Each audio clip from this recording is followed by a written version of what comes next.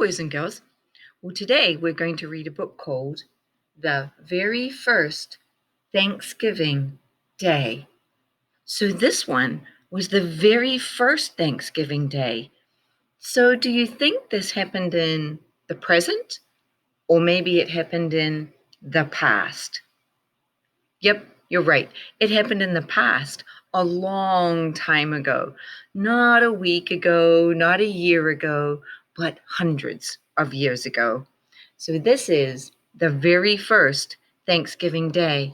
And when I look at the clothing the people are wearing, it gives me a good clue that this happened in the past.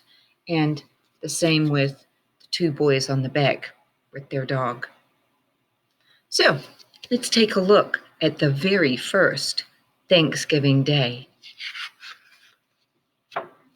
Title page, The Very First Thanksgiving Day. And it was written by Rhonda Gowler Green, and the paintings are by Susan Gaber. So she was the illustrator, and she chose to illustrate the book with paintings. And here are the people coming into the fort. The fort helps keep the colony safe. And I noticed that they have planted corn out the front here, and now it's in stacks because they've harvested most of the corn. This is the very first Thanksgiving Day. It looks like they're getting things ready for the very first Thanksgiving Day. This is the food gathered and blessed, the corn and sweet berries, the wild turkey dressed, shared on the very first Thanksgiving Day. Now, when they say that the turkey is dressed, they don't mean that it has clothes on it. They just mean that it's all prepared and ready for eating. And I noticed on the table they have the black-eyed Susans, which is the Maryland state flower. We're going to learn about that in our Maryland unit. These are the Indians, skillful and strong, who knew how to live through the winters so long, and ate of the food gathered and blessed. So these are the native people that were here to help the colonists survive through the winter, because the colonists didn't know much about the area they had moved to.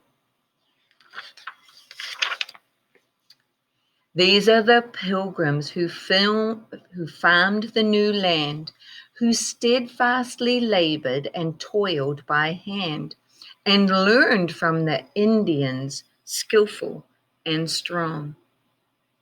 So when they say labored and toiled, that means they worked really hard to try and make a life for themselves in the new colonies.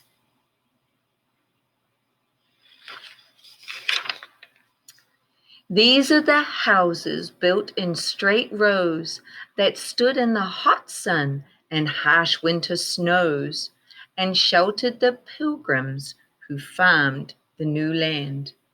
So they had to grow all of their food. Couldn't just go down to the grocery store and buy it. They had to grow it.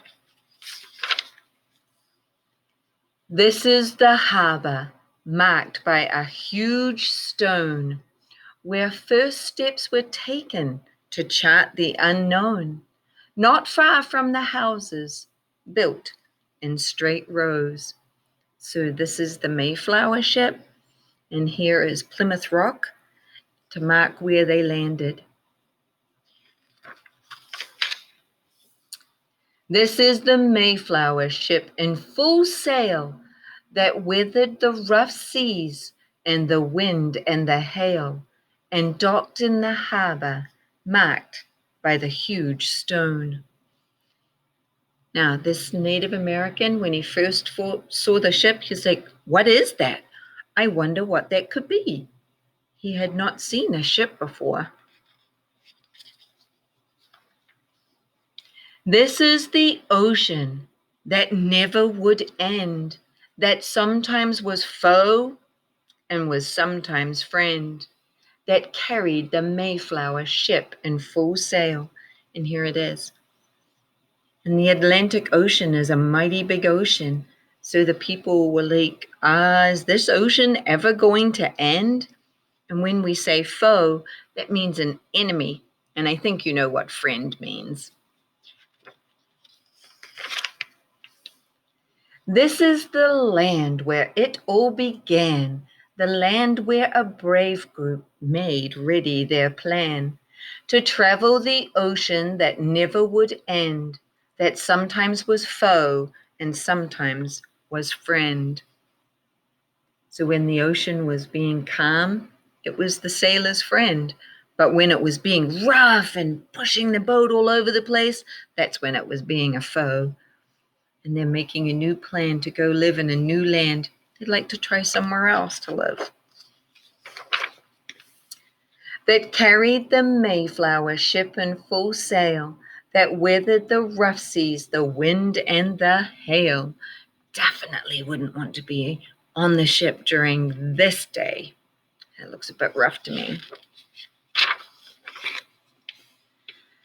And docked in the harbor marked by a huge stone, where first steps were taken to chart the unknown.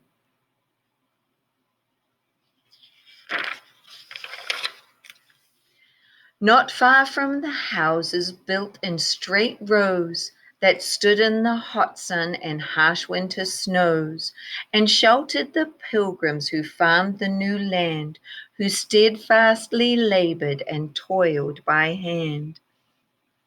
Looks like this little girl has dropped her basket of berries.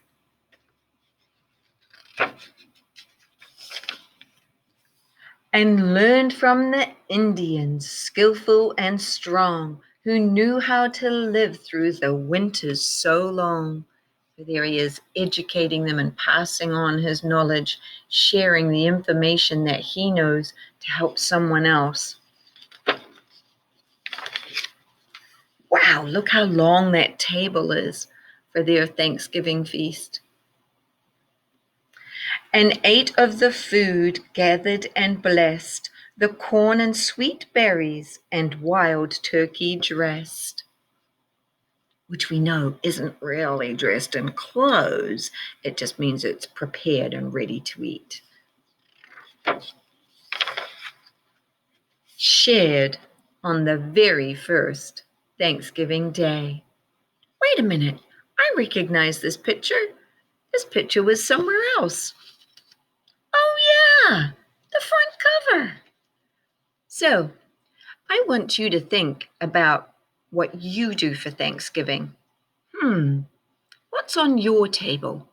Do you have turkey? Do you have potatoes? Do you have sweet berries? Do you have corn? Those were some of the things that were on the first Thanksgiving table. Think about some things that are the same from your Thanksgiving Day and some things that are different. Like, is your table as long as this table? Did you sit at a wooden table covered with a tablecloth? Or did you sit at a table that was decorated with something else? Did you have lots of Native American friends at your table? Or do you have relatives at your table? I wonder if some of these families are related, and so there are relatives at their table. Did you have to gather the food from a field, or did you go to a grocery store? Did you grow some of it in a garden? I wonder. I wonder what are some things that you have or I have that are the same or different from the very first Thanksgiving Day. Think about it, my friends. I wonder.